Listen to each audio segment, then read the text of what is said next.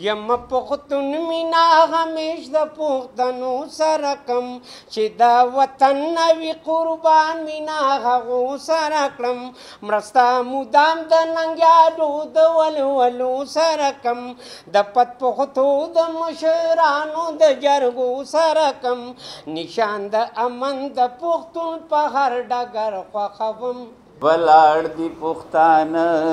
د پښتونخوا دي هر کلي ته په خیر راغلې جانانه درته مینه او مننه هو تکا په مونږ ګرانه درته مینه او مننه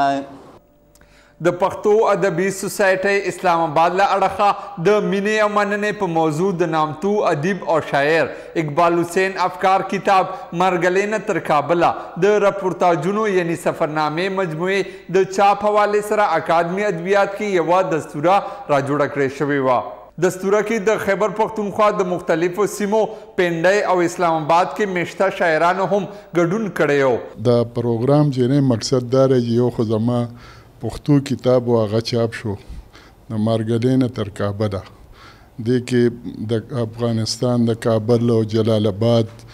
او زمونږ د پښتونخوا څونه دغه شعري ادبي تنظیمونه هغې ته زه تللی یم د هغې راپورتاژونه ما لیکلي دي نه ټول دې کې چاپ دي راغلي میلمنو ویناوه چې داسې قسمه دستورې تابع کول د قامونو کلتور ژوندي کولو کې ډیر مهم کردار ترسره کوي دغسې غونډې او دغسې محافل او مجالس د ژوندي قام د کلتور یو برخه ګڼل کیږي